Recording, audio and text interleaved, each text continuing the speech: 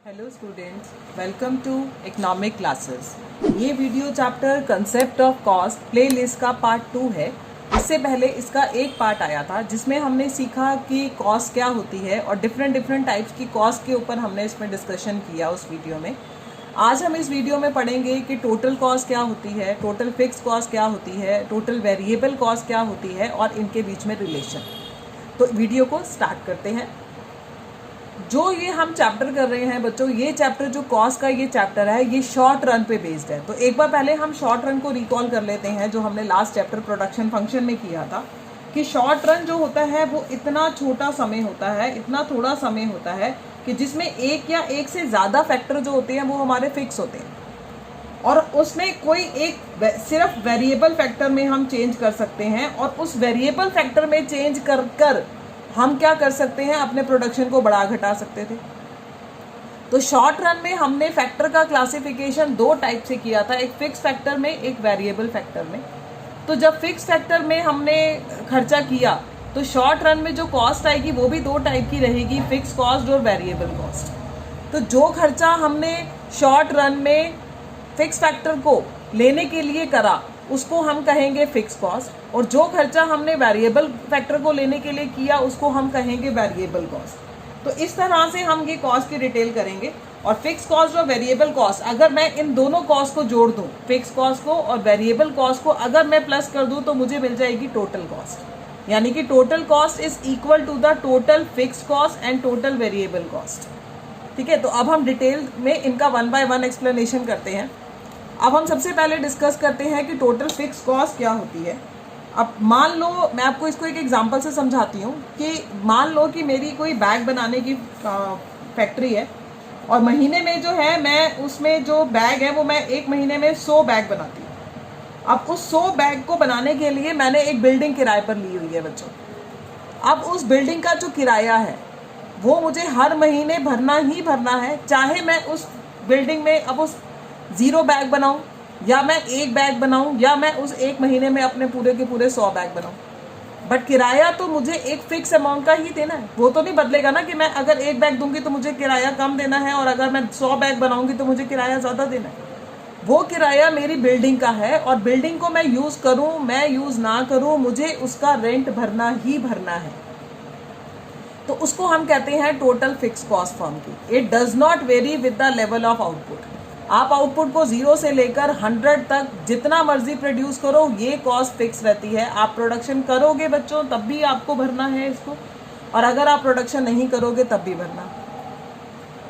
जैसे एग्जांपल हो गया rent of A factory, salary of a permanent staff, interest on capital, ये सब इसके एग्जाम्पल हो गए। तो यानी कि टोटल कॉस्ट जो होती है can not be changed during the short run. Short run में हम टोटल फिक्स कॉस्ट को हम चेंज नहीं कर सकते हैं। क्लियर? तो अब इसको हम डायग्रामेटिकली और टेबल से समझते हैं। मान लो मैंने आउटपुट प्रोड्यूस करा 0, 1, 2, 3, 4। मान लो ये बैग का ही प्रोडक्शन हो रहा है।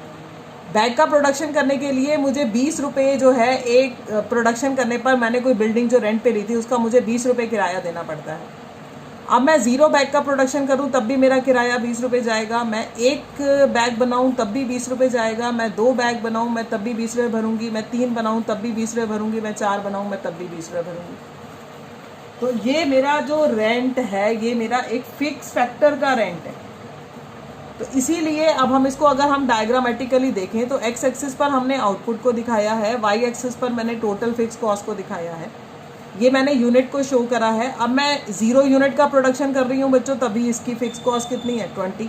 मैंने 1 यूनिट का करा तब भी मेरी 20 रुपये आई, 2 का करा तब भी, 3 का करा तब भी और 4 का करा तब भी। और जब मैंने इन डॉट को ज्वाइन करा तो मेरे सामने जो कर्व आया वो है हमारा टोटल फिक्स कॉस्ट का कर्व। ये टोटल फिक्स कॉस्ट का कर्व जो है ये एक्स एक्सिस के पैरेलल है, straight line, horizontal straight line है जो एक्स एक्सिस के पैरेलल है, जो ये बताती है कि आउटपुट के हर लेवल पर ये कॉस्ट जो है वो कैसी रहती है, constant. It is positive at the 0 level of output. अगर आप आउटपुट कुछ भी प्रोड्यूस नहीं करोगे तब भी ये कॉस्ट रहेगी ही रहेगी। तो फिक्स कॉस्ट मैंने क्या बताई आपको कि फिक्स कॉस्ट जो होती है represent as a total fix cost represent as a straight line straight line, आप इस डायग्राम की ऑब्जर्वेशन लिखेंगे, straight line parallel to X axis. इसी तरह से आप इसमें दूसरी बात क्या लिख सकते हैं कि it shows the total fix cost remain same. ये डायग्राम क्या बता रहा है आपको कि it shows that total fixed cost remain same. Total fix cost जो है remain same at all level of output. आप आउटपुट का जो मर्जी लेवल रखें उस लेवल पर फिक्स कॉस्ट जो है वो सेम रहती है ऑल लेवल ऑफ आउटपुट। तीसरी बात आप इसमें क्या लिख सकते हैं कि it is positive at zero level of output. It is positive at zero level of output. तो इस तरह से मैंने आपको ये फिक्स कॉस्ट के बारे में बताया। अब हम आते हैं टोटल वेरिएबल कॉस्ट पे। नाम से ही पता चल रहा है विच वेरी का मतलब चेंज। जो कॉस्ट चेंज होगी आउटपुट के लेवल के चेंज होने के साथ, उसको हम कौन सी कॉस्ट कहेंगे? Total variable cost of the producer.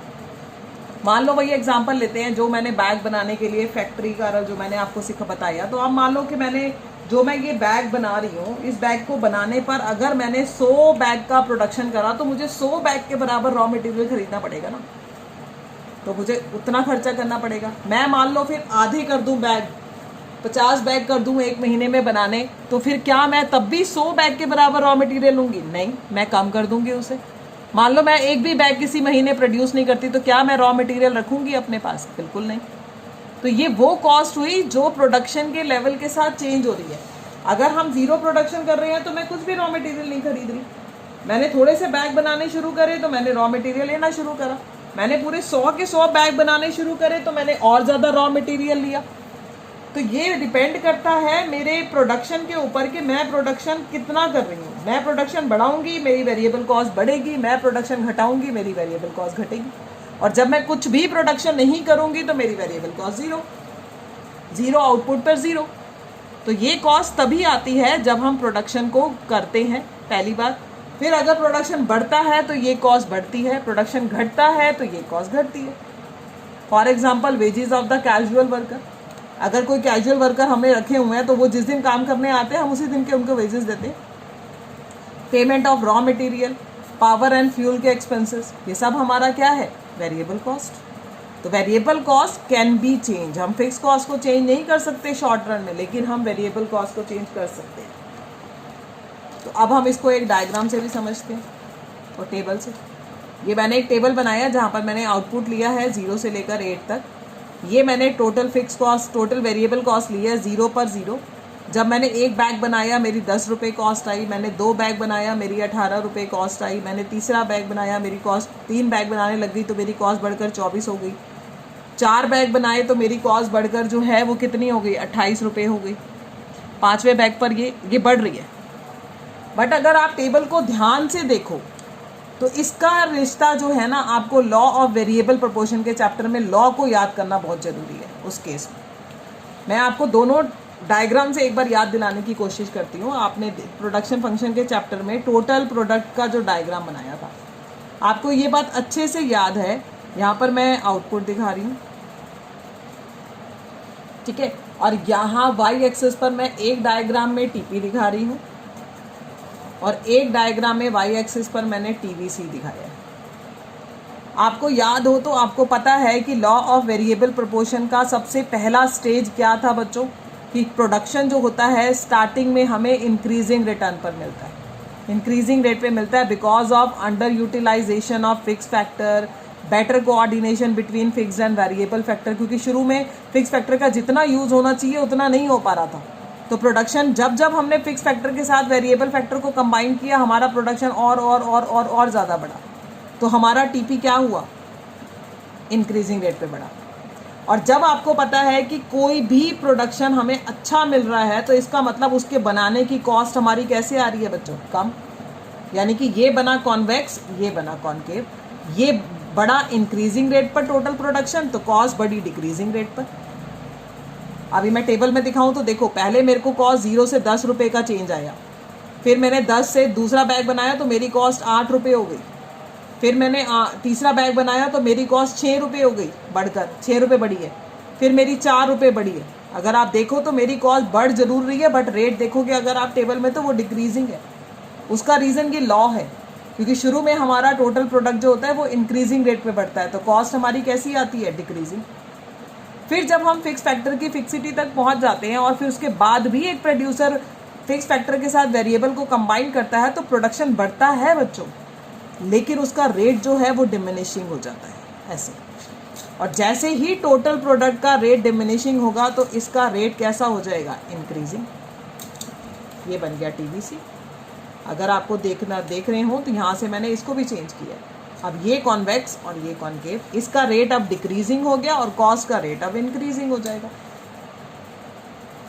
तो ऐसा इस लॉ की वजह से हुआ है। अगर आपको आप याद आ गया तो आप देखेंगे तो इसकी शेप होती है एस शेप्ड। जो हमारा टोटल वेरिएबल कॉस्ट है ये इनवर्स एस शेप्ड है, क्योंकि ज़रूरी बात है प्रोडक्शन के साथ साथ अगर शुरू में प्रोडक्शन अच्छा है तो कॉस्ट कम है ना, और अगर प्रोडक्शन कम अच्छा मिल रहा है तो कॉस्ट बढ़ेगी एक प्रोड्यूसर की। यानी कि TVC increases with the increase in the level of output. शुरू में तो टीवीसी बढ़ रहा है जैसे जैसे हमारा आउटपुट का लेवल बढ़ रहा है, तो लेकिन अगर आप देखोगे तो 4 यूनिट तक टीवीसी बढ़ा है, लेकिन कैसे रेट पे बढ़ा है बच्चों, डिक्रीजिंग रेट पर। और उसके बाद 5th पर ये कांस्टेंट हो गया, कांस्टेंट मैंने अब रुक गया, अब यानी कि कॉस्ट हमारी जो है वो बराबर हो गई 4थे और 5वें यूनिट पर। अभी भी मैं प्रोडक्शन और बढ़ा रही हूँ, तो अब आप डिफरेंस गैप देखोगे तो यहाँ पर आकर आपका डिफरेंस गैप 6 रुपये का हो गया है, यहाँ पर आके 8 रुपये का हो गया है, यहाँ पर आके आपका 10 रुपये का हो गया। इसको अगर मैं 56 लूँ तो अगर आप देखेंगे तो आपको ये समझ आएगा कि शुरू में कॉस्ट डिक्रीजिंग रेट पर बढ़ती है, फिर वो कांस्टेंट हो जाती है और फाइनली उसके बाद वो बढ़नी शुरू हो जाती है। तो इस वजह से इसकी शेप बनती है inverse S shaped TVC. TVC की शेप इनवर्स एस, उल्टा एस, बिकॉज ऑफ ये लॉ की वजह से ऐसे हुआ है। क्लियर ये बात? तो अब मैंने आपको टोटल वेरिएबल कॉस्ट बताया, टोटल फिक्स कॉस्ट के बारे में बताया। तो अब हम इन दोनों को कंबाइन करते हैं और हम सीखते हैं कि इनका बीच में क्या रिलेशन है। टोटल कॉस्ट क्या होती है, पहले तो आप ये बताओ कि it is the total expenditure incurred in the producing a given level of output. अब इसके अंदर टोटल फिक्स कॉस्ट भी आती है, टोटल वेरिएबल भी आती है, जो मैंने आपको दोनों समझाई अभी कि टोटल वेरिएबल क्या है और टोटल फिक्स क्या है। तो अब इस बेसिस पर अब हम करते हैं तीनों की तीनों कॉस्ट में रिश्ता कि क्या रिलेशन है इसमें,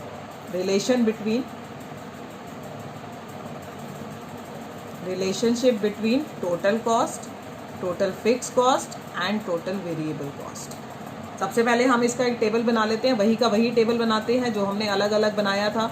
किसका बनाया था हमने, वेरिएबल का और फिक्स का। आउटपुट लेते हैं हम 0 से लेकर 8 तक, 0 1 2 3 4 5 6 7 एंड 8।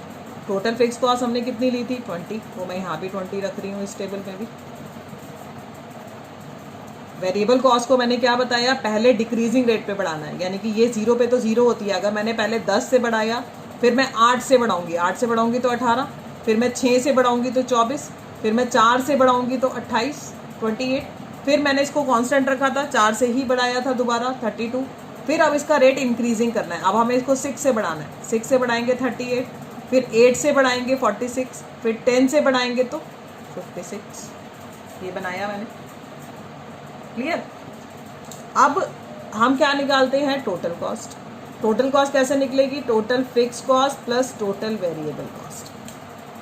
अब आप देखेंगे तो ये पहला क्या आएगा, 20, फिर 20 प्लस 10 30, फिर 20 प्लस 18 38, फिर 20 प्लस 24 44, ठीक है, फिर 20 प्लस 28 48, फिर 20 प्लस 32 52, फिर 20 प्लस 38 58, फिर 20 प्लस 46 66, और उसके बाद 20 प्लस 56 76। इस तरह से हमने टोटल कॉस्ट निकाली, ठीक है। अब आपको टोटल कॉस्ट भी निकालनी आ गई कि अगर क्वेश्चन में आपको फिक्स कॉस्ट दी है, वेरिएबल कॉस्ट दी है, तो दोनों को प्लस करेंगे तो हमें टोटल कॉस्ट मिल जाएगी। अब इसी तरह से मान लो किसी न्यूमेरिकल में आपको टोटल फिक्स कॉस्ट निकालनी है, तो आप क्या करोगे, टोटल कॉस्ट में से टोटल वेरिएबल कॉस्ट को माइनस कर दोगे। और इसी तरह से अगर टोटल वेरिएबल कॉस्ट निकालनी है तो आप क्या करोगे, टोटल कॉस्ट में से क्या माइनस कर दोगे? टोटल फिक्स कॉस्ट, क्योंकि टोटल कॉस्ट जो होती है वो total fix cost plus total variable cost का समेशन होती है। ठीक है, अब हम इसको डायग्राम से भी समझते हैं इनका रिलेशन, और उसके बाद रिलेशन को भी लिखना सीखेंगे कि किस तरह से इसको हम रिलेट करेंगे। मैं यहाँ पर डायग्राम बना रही हूँ और तीनों की तीनों कॉस्ट को हम ड्रॉ करेंगे। यहाँ पर एक्स एक्सिस पर हम आउटपुट को शो कर रहे हैं, वाई एक्सिस पर क्योंकि मैं तीनों कॉस्ट बनानी हूँ, रिलेशन बता रही हूँ, तो मैं तीनों को ही ड्रॉ करूँगी, total variable cost, total fix cost. सबसे पहले हम बात करते हैं टोटल फिक्स कॉस्ट की। अभी आपने मेरे से सीखा कि टोटल फिक्स कॉस्ट जो होती है वो रिमेन सेम। मैंने ये ले लिया कि टोटल फिक्स कॉस्ट जो है वो ON के बराबर है, तो ये मैंने टोटल फिक्स कॉस्ट का कर्व बना दिया, which will remain same, it means parallel to X axis. इसके बाद आपको पता है मैंने क्या कहा कि हम क्या बनाएंगे? Total variable cost. Variable cost जो होती है पहले मुझे डिक्रीजिंग रेट पे मिलती है, तो डिक्रीजिंग रेट पे मिलेगी तो वो कॉनकेव शेप बनाएगी। उसके बाद ये कॉस्ट जो होती है ये बढ़ना शुरू हो जाती है because of law of variable proportion.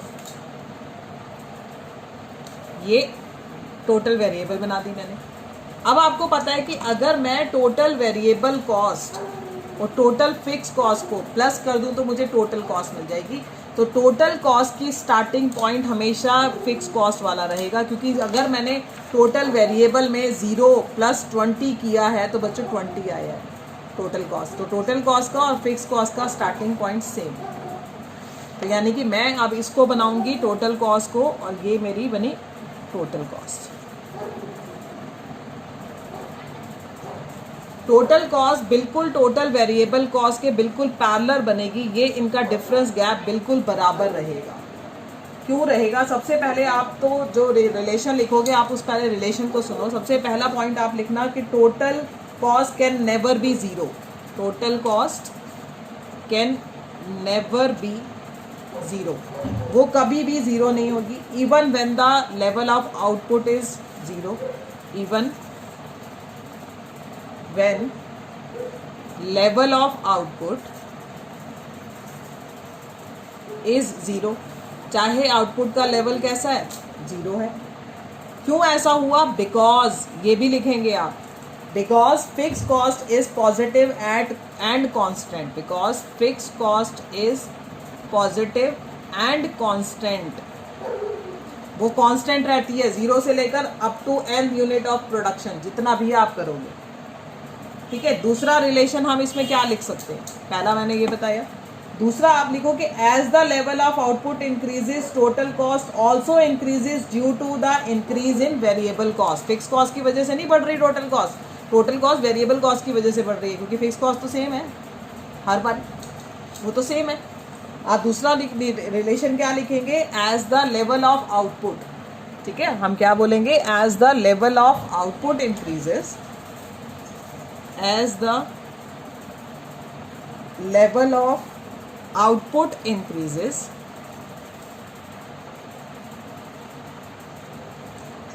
total cost also increases। total cost भी increase होती है। क्यों increase होती है? due to increase in variable cost, क्योंकि हमारी वेरिएबल कॉस्ट बढ़ रही है। ठीक है, इसके बाद आते हैं इसके फोर्थ रिलेशन पर। TC and TVC curve are parallel to each other. मैंने अभी ये बात बोली भी थी, TC and TVC curve are parallel, ये बिल्कुल एक दूसरे के पैरेलल होंगे, पैरेलल टू ईच अदर। अब इसका रीजन भी लिखना है आपने, each other, but can never be meet at any level of output. Parallel तो जरूर होंगे बट अपने ये एक दूसरे के साथ कभी मिलेंगे नहीं। क्यों नहीं मिलेंगे? Because total fix cost, difference जो है इन दोनों के बीच का क्या है वो, ठीक है, but never meet at any point. क्यों नहीं किसी भी पॉइंट पर मिलेंगे? Because the difference between total cost and total fix cost is total cost and total variable cost is total fixed cost, which remain, जो क्या रहता है बच्चों? Constant। तभी तो नहीं मिलेगा। जब तक टोटल फिक्स कॉस्ट जीरो नहीं हो सकती होगी तब तक ये मिलेंगे कैसे? नहीं मिल सकते, इसीलिए कभी भी ये नहीं मिलेंगे। उसके बाद एक आप बात और भी लिख देना कि total fix cost is constant and hence horizontal straight line parallel to X axis, ठीक है। और TVC and TC are the inverse shaped. आप एक रिलेशन ये भी लिख सकते हैं इनमें कि जो टीएफसी है is parallel to X axis, वो एक्स एक्सिस के पैरेलल है, and TC and TVC are inverse S shaped. तो ये हमने क्या करा, इनके बीच में हमने रिलेशन करा। तो इस तरह से आज हमने सीखा कि टोटल फिक्स कॉस्ट क्या होती है, टोटल वेरिएबल कॉस्ट क्या होती है। टोटल वेरिएबल कॉस्ट और टोटल कॉस्ट फिक्स कॉस्ट को अगर मैं ऐड कर दूं तो मुझे टोटल कॉस्ट मिल जाती है। फिर मैंने आपको इन तीनों के बीच में रिलेशन बताया। रिलेशन में जो बात इंपॉर्टेंट है वो ये है कि पहले तो आप तीनों को ड्रॉ करें, उसमें फिर आप बताएं कि टीसी का स्टार्टिंग पॉइंट कभी भी जीरो नहीं होगा, बिकॉज जो फिक्स कॉस्ट होती है वो हमेशा पॉजिटिव और कांस्टेंट रहती है जीरो लेवल पर, और टोटल कॉस्ट में फिक्स कॉस्ट इंक्लूड है। दूसरी बात आप लिखेंगे जैसे जैसे आउटपुट का लेवल जो है वो इंक्रीज करेगा, टोटल कॉस्ट भी इंक्रीज करेगी, और उसका इंक्रीज होने का रीज़न टोटल वेरिएबल कॉस्ट होती है। तीसरी बात कि टीसी और टीवीसी का कर्व हमेशा एक दूसरे के पैरेलल बनेगा, but they never meet each other, because difference between TC and TVC is total fixed cost, and total fixed cost will remain same and it will never be zero, और ये zero नहीं होती है, ठीक है। And last में क्या लिखेंगे कि TFC का कर्व जो होता है वो straight line parallel to X axis होता है, और TC और TVC का जो कर्व होता है वो इनवर्स एस शेप्ड का होता है। तो इस तरह से आज हमने टोटल कॉस्ट के बारे में सीखा, टोटल फिक्स कॉस्ट के बारे में और टोटल वेरिएबल कॉस्ट के बारे में। अगर आपको वीडियो पसंद आए तो इसे आगे लाइक और शेयर ज़रूर करें। Thank you.